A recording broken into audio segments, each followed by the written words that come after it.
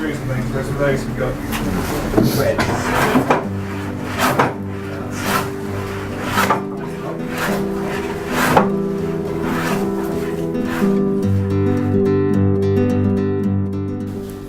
Yeah, I love being down here, working in the shed with the guys, and I think it stems from being a young girl and always hanging out with my dad in the garage, making things out of wood and destroying his tools.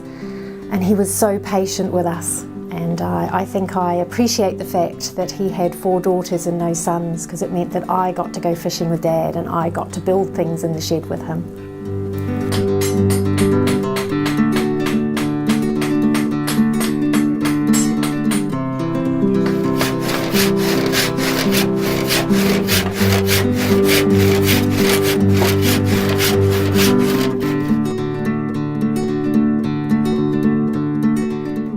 Yeah, Lizzie is historically important for Wellington because she was built here in 1908-09 by Ted Bailey.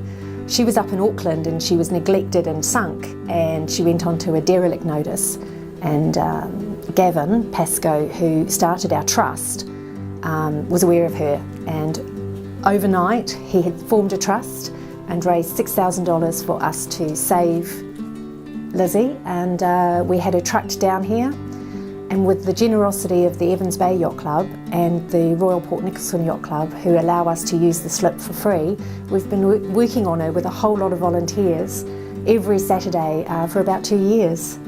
And it's addictive and it's wonderful, and it's been my happy place for the past 2 years.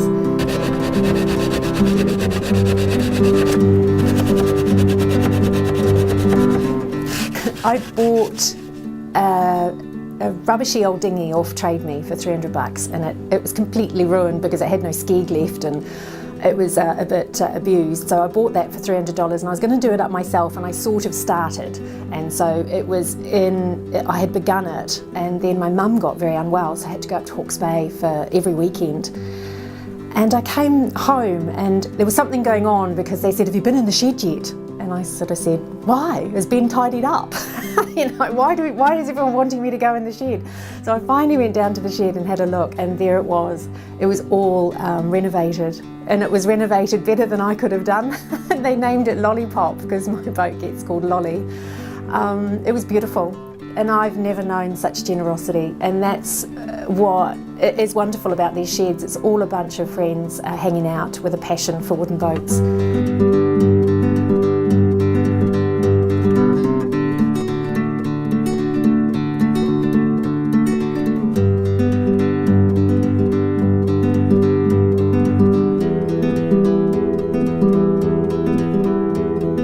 I learned to sail with the Royal Port Nicholson Yacht Club. I think what sailing meant to me was a wooden boat, was the sort of romance and tradition of sailing.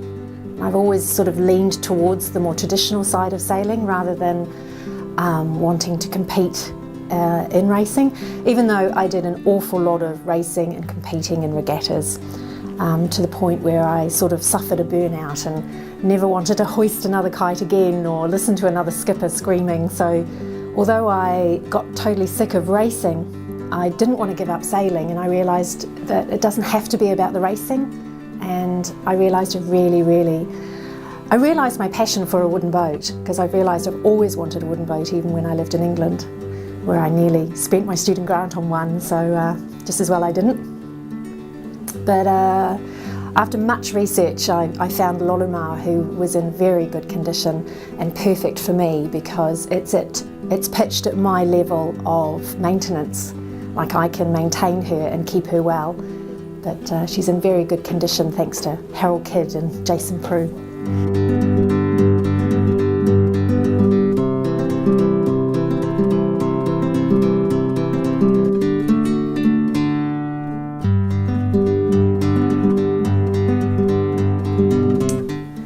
To be happy as an adult, you should do what you did when you were 8.